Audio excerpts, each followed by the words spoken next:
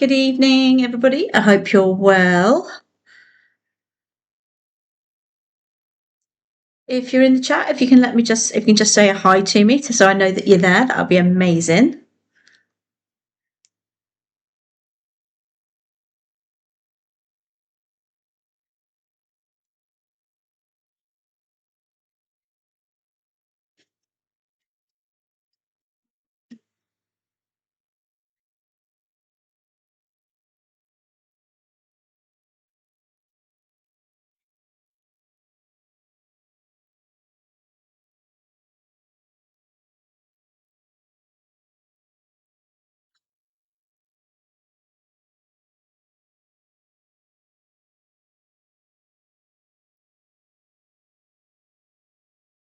Okay, guys, I can see you there. Hi, Matthew. How are you? You okay this evening?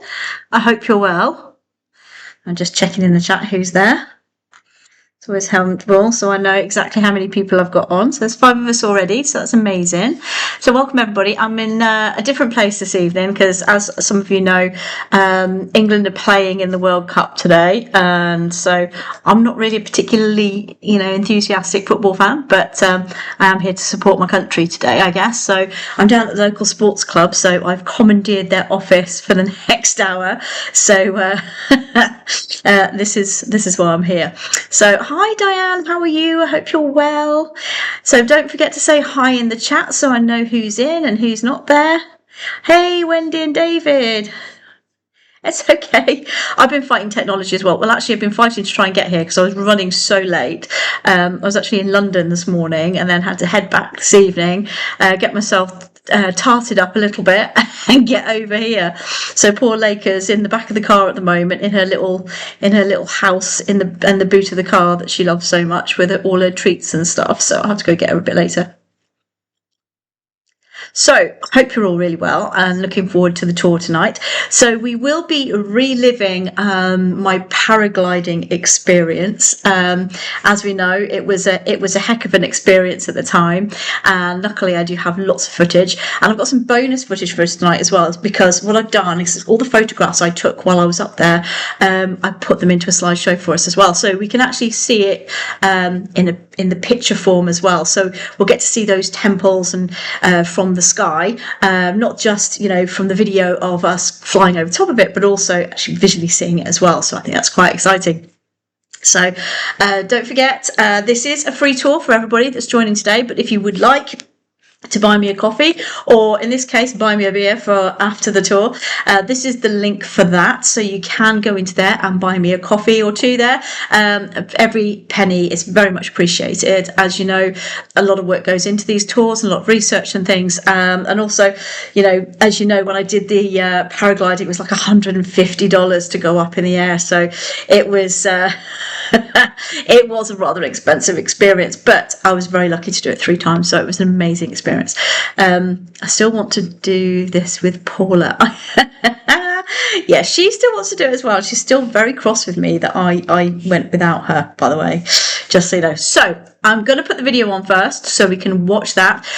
So we're going to sit back and relax and listen to me twitter on. But once I'm in the sky, you won't be able to hear me so much talking, so that's when I'm going to kick in the live commentary from here, so that you're able to hear what we're seeing, or I'll be able to explain what we're seeing as we go over it. Okay, so I'm hoping that the sound is nice and loud for you all. Please do let me know if you can hear it or not, because that does help, and then we'll go from there. Okay, so sit back at all, so you can have it completely sort of like as it is, so it's like you're actually part of the flight as well. Who's captaining me today? Today you will be having Captain Omar. Okay. He's one of our best pilots in Sky One. Good. And he is a pilot instructor as well, not just a pilot. He is an instructor. Yep. He's the main instructor on our academy. Okay. He teaches people how to fly. Oh, cool. So you will enjoy them. Okay. He's experienced. He's licensed. So he's ready to. Good start. Yeah, don't worry about it. He's got a license. Yeah, we're all good. I don't. Okay. So remember that face. I don't have license. He doesn't have a license yet. But I don't let her fly. I put her with the captain. Just yay! Morning, Paula. Now, Paula was here only a couple of weeks ago, and she's really angry with me because I'm doing this without her. It's all her fault. It's all my fault. Yeah. Well, no, it's your because your we've been guy's here fault, 2 weeks ago. She didn't tell you about it, so it's all her fault. Is this your first time? Yes, it is. I've never been in a fan with a parachute on before in my life. That's how I'm going to explain it. Okay, so shall we start going over? Yeah, let's go and get ready. I'm going to go get ready. I'm going to go get ready. Wish me luck. Nice knowing you, Heather. Right, so let me turn you around so you can see what I'm seeing. So this is the thing. Oh, look, we got a puppy. There's always a puppy. There's always a puppy. Hi, puppy. Oh, good. You're giving me cuddles as well. I said, yeah, you need lots of love. Okay, don't worry. Okay, so are we ready for this, guys? Now, it's probably going to get very oh my God, they've got me going in the front. Holy crap. Okay. How stiff, how many strips? Not enough, apparently, and it's Ramadan, so that's... Good morning. You all hear the sound, by the way. I didn't mean to ask. If you let me know that you can hear the sound from the video, that would be great. Okay, this is a very small chair, right? So if you let on with that, and then... Happy Wednesday. Okay, keep up here, yeah.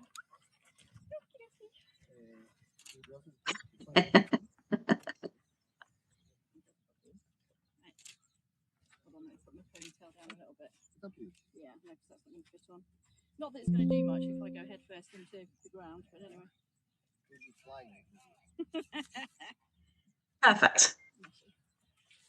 Oh.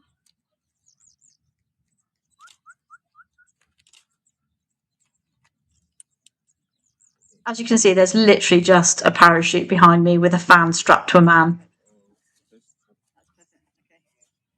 It is a little bit low now because the camera's away from my mouth as they're strapping me into the microlight. Please note the nervous laughter through the whole beginning of this.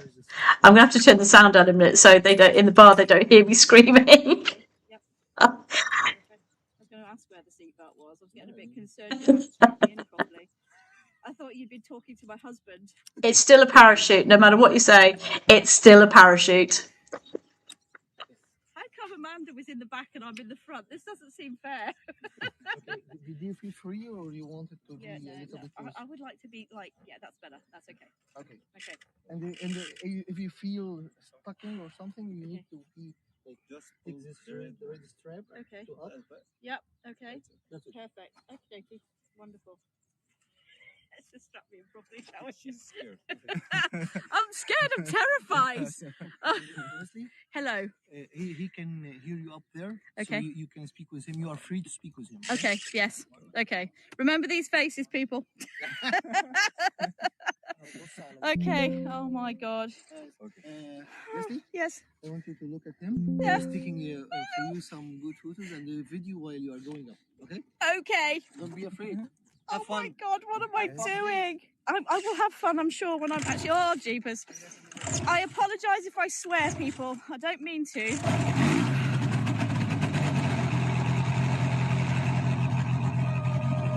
Why am I in the front? I'm ready. Okay. Okay, people, are we ready? Oh my God.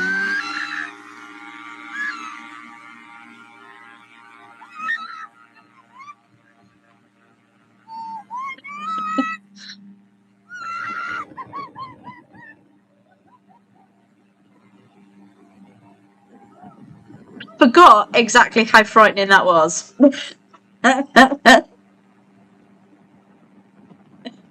It did to start with, but once I was up in the air, I was fine. It was just getting up there that was the issue. I was a little bit like, So, as you won't be able to hear me now because it's very, very windy up there, so there's a lot of noise. We're actually flying over the first bit on the west bank of the Nile, looking over the River Nile there, and what we're going to do is we're going to skip over the river shortly to the other side, and we're going to see some of the views from there. But what I want you to note from what you see in front of you is the vast stretch of green either side of the River Nile. Because it always amazes me. It's like there's a mile either side of the Nile, pardon the pun. But it is still quite early in the morning, so that's why we've got a little bit of mist over the fields there. But you can still see that we are definitely in a valley because you've got mountains either side.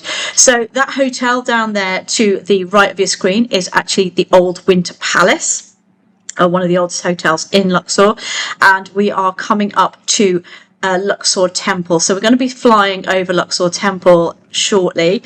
Now, the one thing I love about this is, you know, we've done the Avenue of Sphinxes where we've walked down the Avenue of Sphinxes, and if you think about it, you know, you wouldn't expect it to be a dead straight road, but this, you can see, is absolutely straight. It's incredible. So we're flying over Luxor Temple now, which was it started by Amenhotep III, as well as Nectanebo being one of the last people to build it. I know, all of those ships, over 236 ships, cruise boats on the River Nile, actually. So now we're going to be following the Avenue of Sphinxes all the way down, or I think we're going to go back round to Luxor Temple again. I think we do fly over it a couple of times. But I just think seeing it from this angle, looking down into the temple itself, and you can see how perfectly well it's laid out, just gives you a completely different view and respect for the ancient builders, because it is practically perfect, isn't it? You can really see from these angles how brilliant they were at maths, quite frankly. So we're looking over the east bank now, of the east bank of the city of Luxor, and then we're going to come over and fly back over Luxor Temple again. Excuse my foot that keeps coming into the video every now and again as well. I'm still quite amazed I didn't lose my phone while doing all this, to be honest.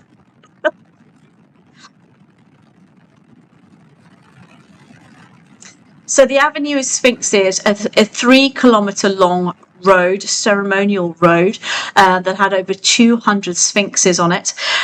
You can see that there's still some excavation going on down there by Luxor Temple, but now what we're doing is we're going down the ceremonial road from Luxor Temple to Karnak. And what you'll see from the air as well is we'll actually see the Temple of Mut, which will be coming up just before Karnak Temple on the right-hand side.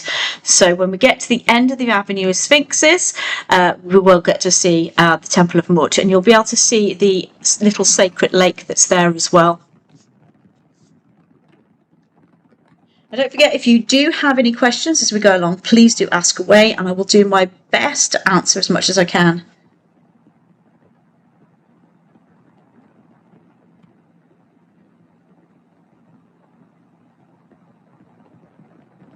So some of you will recognise the roads that we are flying over from some of the Kalesh tours that we've done through Luxor as well. So we've been all the way around this part of the city, and you can just see how well, you know, amazingly built up it is. But then it's like the building stops, and that's where the agricultural land starts. So we will see an awful lot of sugarcane fields. We'll see a lot of wheat fields, as well as some vegetable fields as well as we go over. But predominantly in Luxor, we have it's actually sugarcane and bananas, actually. No bungee jumping. Not for me. So if you look coming up on the right hand side, you can see that little bit of water, which looks like it almost looks like a boomerang shape, doesn't it? So that is the sacred lake for the Temple of Mut. So Mut was Amun's wife, and that was her temple there. You can see that there.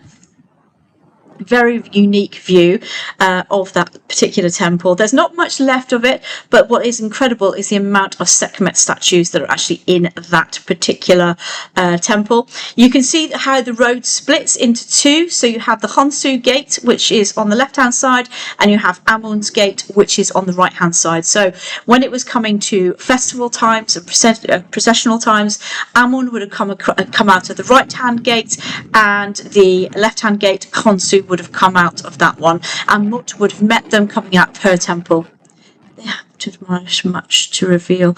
Yes, they did. A lot of the township was moved, so a lot of houses were moved. So you can see the sacred lake here. So it's one of the only sacred lakes left in Egypt that is full of water. They believe there's underground canals leading from the Nile to the sacred lake to keep it full, and they do try and keep the water moving in there so it doesn't stagnate. So you can see the back of the temple. Now, Karnak temple is actually built in over 62 acres of land, okay? 62 acres of land. They do believe it could have been about 200 acres in time. So you can also see there's another part in the far side there of another part of the temple that's a bit older, a bit newer in time, but I was never able to go around that bit because it was actually closed off because they were still excavating at the time. We're flying over the hypostyle hall now. You can see the shadow of the paraglider there, which I think is really cool. And also from above, the mud brick steps or the ramps that would have helped to build the pylon as well there.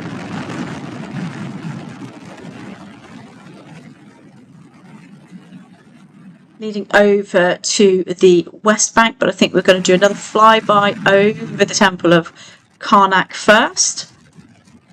It really does, from this height, give you the grand scale of this place. It's absolutely breathtaking.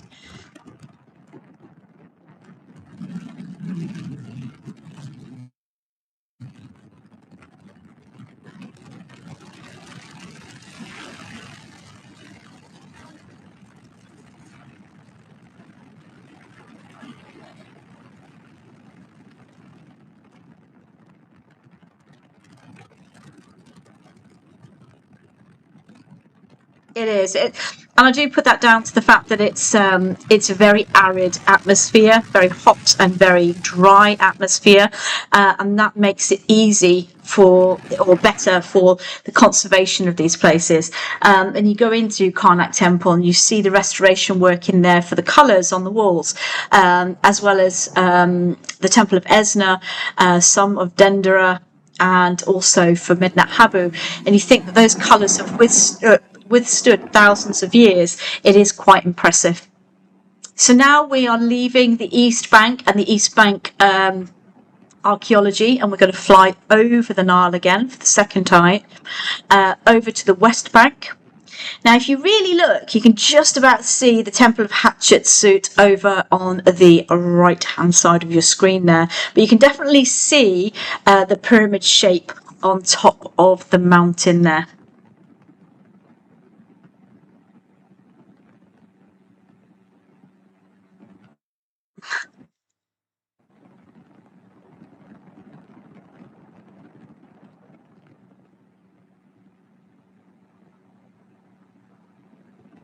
Now we're going to be flying over these banana fields that we are flying over now.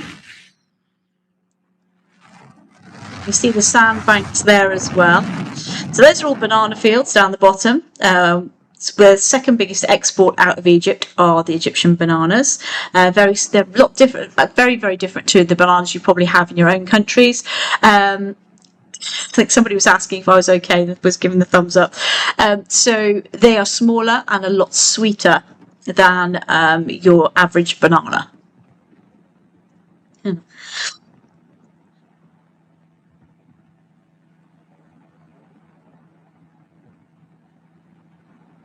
Very cool.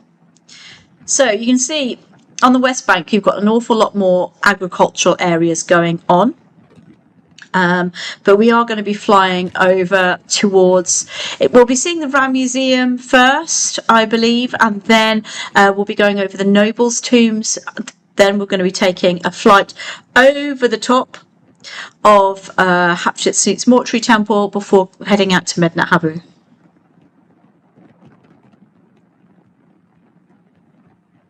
It is, and it's the one thing I do miss actually about the country is the people think I'm crazy when I say this, but I actually love the desert.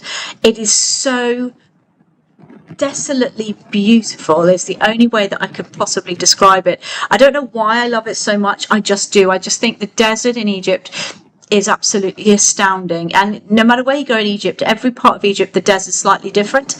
I loved riding out there early morning, like 3-4 o'clock in the morning on horseback. Absolutely loved it. It was one of my favourite things to do. Oh, so the temple we're flying over now is Seti I's temple. Seti I being the father of Ramses II, or as a lot of people call him, Ramses the Great. And directly in front of us we have the nobles' tombs. You can just see over the left over there is you can just about make out Hatshepsut's mortuary temple there.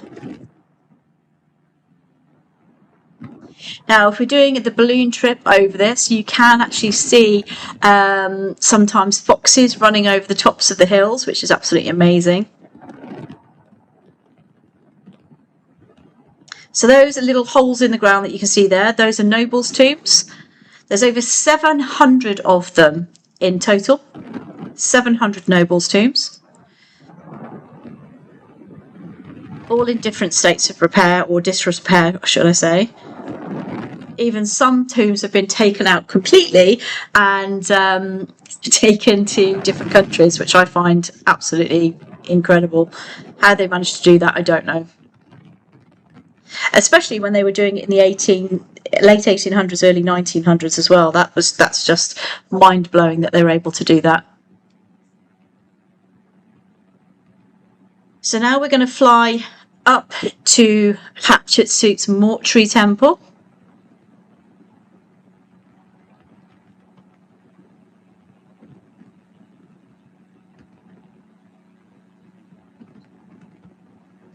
So for me, this is an iconic temple. It really is. It didn't look like this in the 1970s. The Polish mission have actually helped rebuild the whole of Hatshepsut's temple, or as much as they can from what they found so far, which I find absolutely fascinating that they were able to do this. Oh, sorry, we're going to have a bit of a...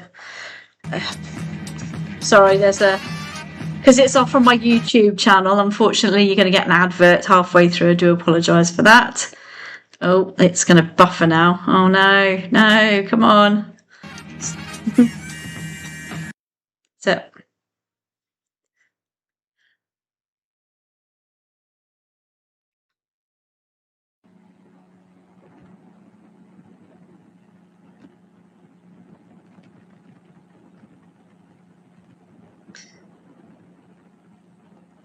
So there we go, coming into the mortuary temple of Hatshepsut, you can see what they call the Silent Mountain there, which is the pyramid shape, for the reason why they actually chose that area for the Valley of the Kings anyway.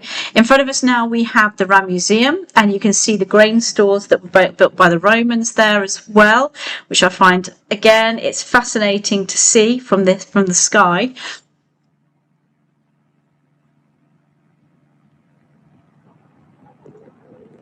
Just astounding. You've got the German house, which is over on the right, in that little, looks like a little desert oasis there. Now, if we were to follow that road round to the right-hand side, we'd end up in the Valley of the Queens. But now we're just skirting along the edge of the desert, between the desert and the agricultural land. There we've got two statues for Amenhotep III, which were found over in the fields, actually, about 200 metres from where they stand today. They were found there in the middle of the agricultural fields, about, I think about 10 meters down in the ground. The farmers were terrified to let anybody know about it, because they thought they'd get their land taken away, but they did excavate the whole of the land and managed to pull these wonderful statues out and restore them. We're going over now what they call the City of Gold, which was found only a few years ago, where they found the wine jars and lots of lovely little antiquities there. And then we are going to be having a look at one of my favourite temples, which is Medinet Habu. I love the wavy walls on that city, the City of Gold. It's just incredible. And this is the beautiful Medinet Habu, one of my favourite temples in Egypt, actually. It is just stunning. And there we have Melkata.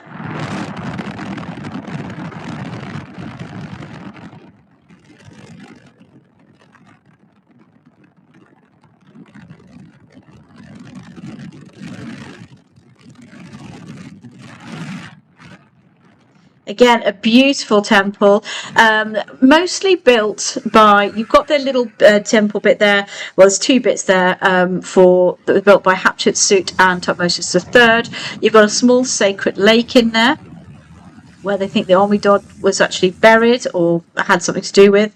Then you have the main temple that was actually done by Ramses III. And the whole harem conspiracy revolves around this temple, which I still think is fascinating even today. The whole story of Ramses III is quite intriguing, and I will be doing a tour on him soon.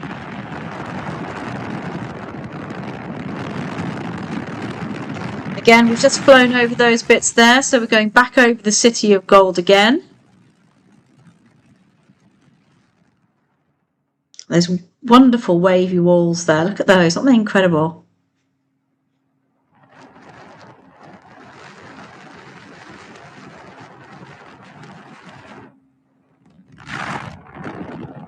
And then what we're going to do is we're going to fly down to the Colossus of Memnon and the temple at the back. Now you can see an awful lot of work's been done here. They've managed to find parts of the temple. This was a huge temple complex, but as you can see, there's very little of it left today, unfortunately. This was from Amenhotep III's time. The Colossus of Memnon, we have walked this so many times in years gone by.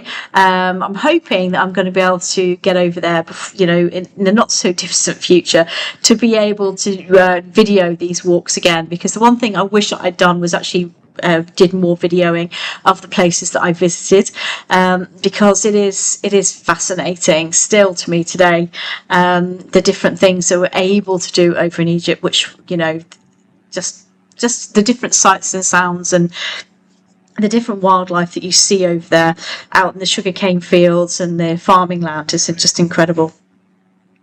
Now we're coming back over towards the landing strip, or the takeoff strip, or whatever you want to call it, for the paraglider. So we are going over all the agricultural land. You'll see the little canals that feed into the farming land there. All these canals are there specifically to take water. Water gets pumped out of the Nile into these small irrigation canals, and this is what is responsible for watering all the land. What they do is they do flood irrigation on all the land. So they plant their seeds, they flood the area, they wait until it's dried out a little bit, and then they flood it again, so that the crops grow. Because they have guaranteed sun and heat, it does mean that they're able to grow crops very, very quickly, and in some cases you can grow 2 to 3 lots of wheat a year. Now back in ancient Egyptian times, they would have had to have relied on the inundation, which was the Nile flooding, to be able to flood their lands to get their crops. So they had 3 different seasons. So you'd have the flood season, or you'd have the planting season, you'd have the flood season, and then you'd have the harvesting season.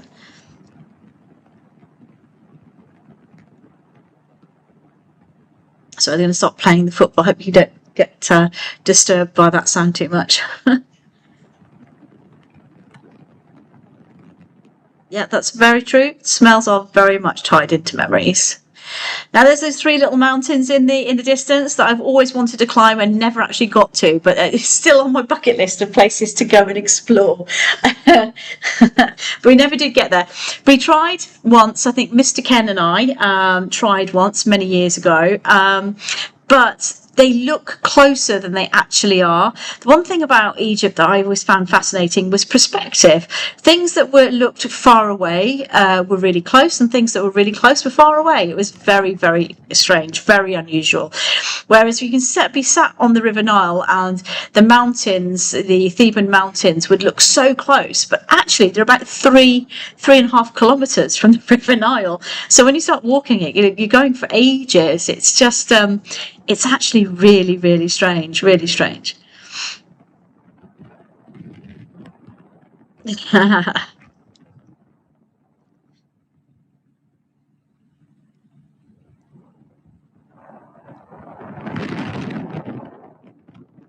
So we're coming in to the landing strip there now.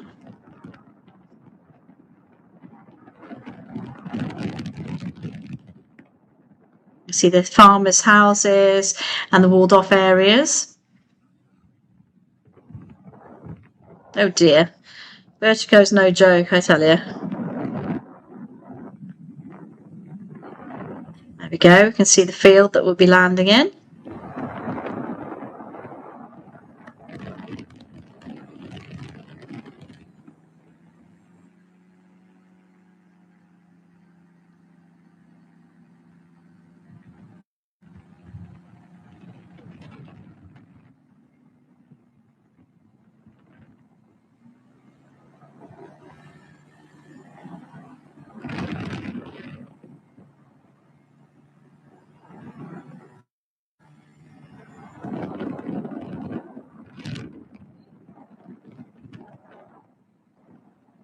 There we go.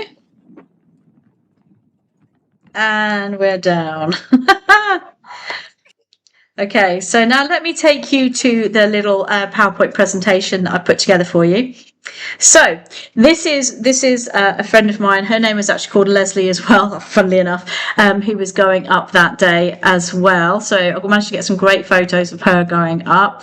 So this is, they literally start off the engine at the back. This is me with my pilot here, getting ready to go, and off she went. That's Lesley going up there.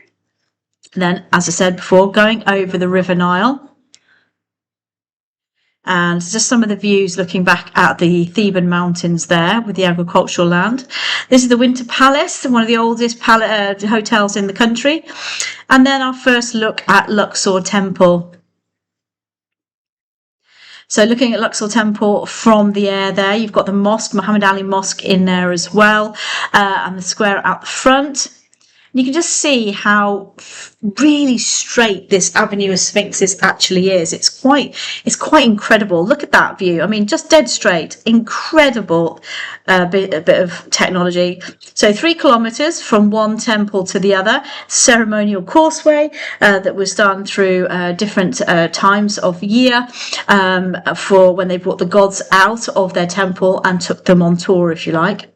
So they would go down the ceremonial causeway and then they would go back up the Nile, back to their Holy of Holies again.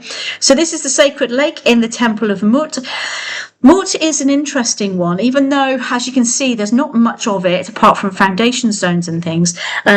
There is an awful lot of Sekhmet statues in there, over 200 Sekhmet statues to be precise, were found within this complex. So it is interesting just to go and have a look at those actually. So it's well worth the money to go in there. So you can see where the sacred lake, where the ceremonial causeway is there. So Mut would have come out of her Holy of Holies and met her husband Amun, coming down his causeway there before meeting up with their son Khonsu and then going off down into Luxor Temple.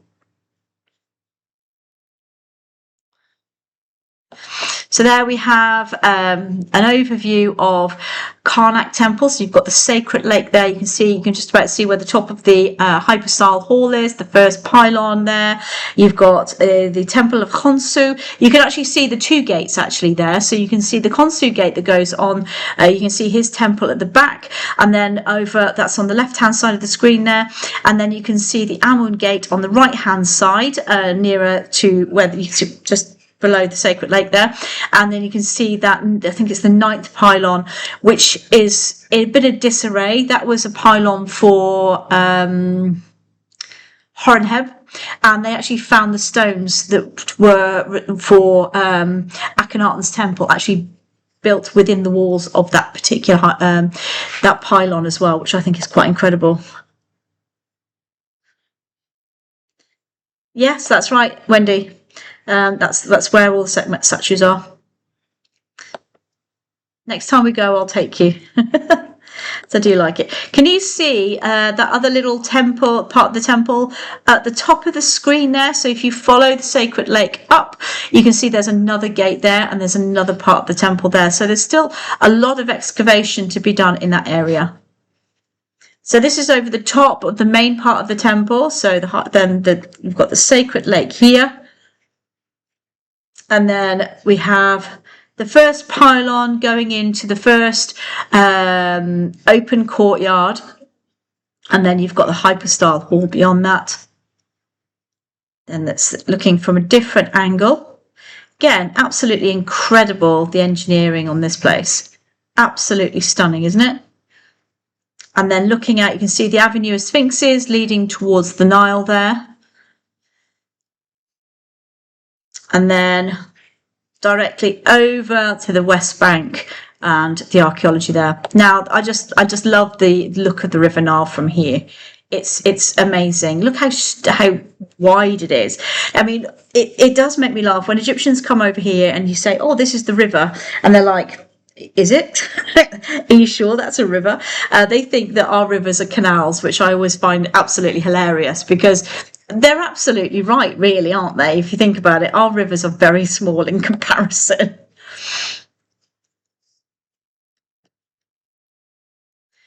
So another view of the West Bank here as we go over towards the archaeological areas. So there we have the Rhine Museum, and you can see those grain stores, which are made out of mud brick, and then the main part of the temple. Not much of the temple still stands today, but you can still see how incredible it would have been back then. Yes, you can. The different views of the Rhine Museum there, and then we have a view of you've got the German house, which is that little like oasis part on the left hand side of the screen there. And if you look in the distance, you can actually see Dar al Medina, which is on the right hand side of the screen directly, and sort of like over in the distance there a little bit. So that's Dar al Medina there.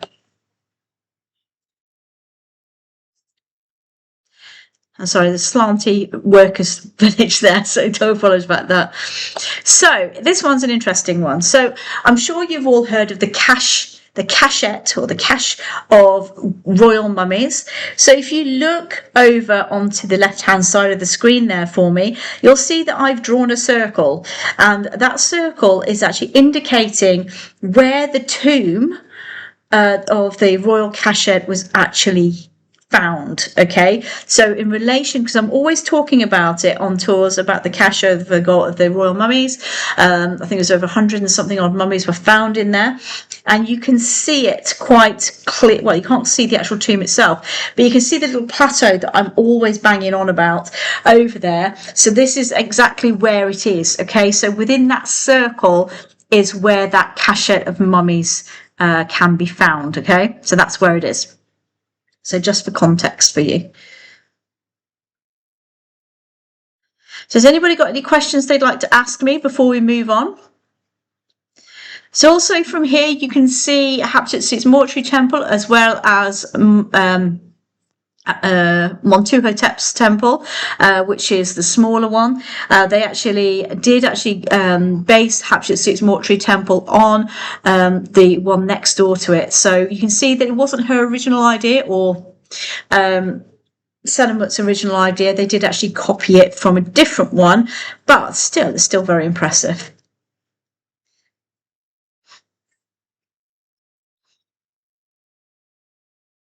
Just gives you the grand scale of this amazing temple.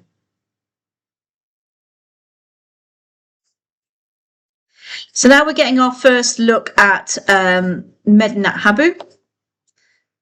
Incredible temple to Ramses III.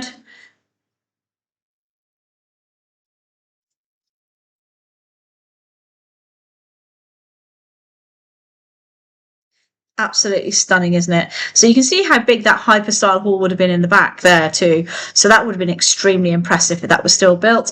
A lot of the stone from there was actually taken to the monastery that's out in the desert, and that's built there. So you can go over to the monastery and see a lot of the hieroglyphics from that particular monastery. Now we're getting into the Colossus of Memnon. You can see those two Memnon statues there and how that was built. Now, it's such a shame because there's an awful lot of lost archaeology that's underneath the roads there and underneath those houses that we'll never be able to find because, you know, this house has been built on it now. So there's still a lot of lost history, isn't there? But it just gives you a spectacular view of the agriculture as well. These are banana fields. Look at all the bananas there. It's incredible, isn't it? And then we have the landing strip of where the tour began. Now, if you are interested and going over to Egypt and would like to do a paragliding experience, do take a picture of this card here, and these are the guys that actually do it. Sky One Egypt. They're very professional. They're extremely good. They don't just do Luxor. They do over the pyramids. They do over Fayoum in the Western Desert as well. So you can catch up them at any time. It's really, really great to be able to do that.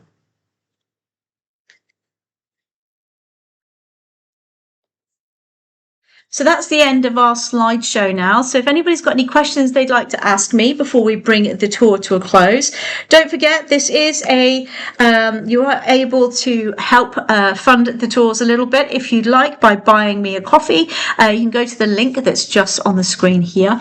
I will be posting, I did say this last week, but I've been so busy with my day job as well that I haven't had a chance to do it. So I'm hoping tomorrow and Friday I'll be able to catch up with some admin for the tours for you. I'll be posting a lot more videos, a lot more content for future tours coming up very, very soon. So I hope to see you out on tour. It'd be lovely to have you there. So please do come and join me next week. Many spiders in the bananas. Luckily, I didn't see any, thankfully, because I don't really like spiders very much. But I did try eating the banana flowers, which was interesting actually, because you can make soup out of them. You can also make like a fish type of it's supposed to taste like battered fish or battered cod. Can't say that it did, but it was an interesting texture and an interesting flavour. So apparently it's a big delicacy in Asia. Yes, but if I was too long ago, I was there. Oh, bless you. So, thank you guys very much for coming with me this evening. It's been my pleasure, as always, to host this tour for you. I will be back next Wednesday with a bit more shenanigans going on. I can't remember what it is I'm doing next week again. I always forget. I always say that I've got a tour coming up and then quite promptly forget what it is. Let me have a look for you.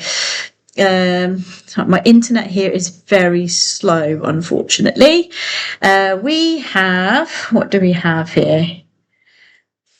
Oh, we're going to be exploring an ancient tomb next week. So we will be doing a tomb next week. So do come and join me for that, because that's going to be an experience. So thank you guys very much for coming with me this evening. There's the link again. So you can see, my tours here. They are posted in here, but also too, you can go to live stream events on Facebook and go to their calendar. The two lovely ladies there, they make sure that they post everything everything on there, so you can find me on there as well. All my tools will be posted to their Google Calendar with the link to the YouTube, so do come along and have a look there as well. There's an awful lot of other tours you might want to jump on too. So thanks very much, guys, for coming with me this evening. It's been my absolute pleasure as always. Absolutely love entertaining you as every time. I love doing these as well because it keeps my brain ticking, and I do love a bit of ancient Egyptian history as well, as you know. So thanks very much for coming, everyone. It's been my absolute pleasure. Have a wonderful rest of your week. Stay safe out there. Be good to yourself. Be kind to others, and I'll see you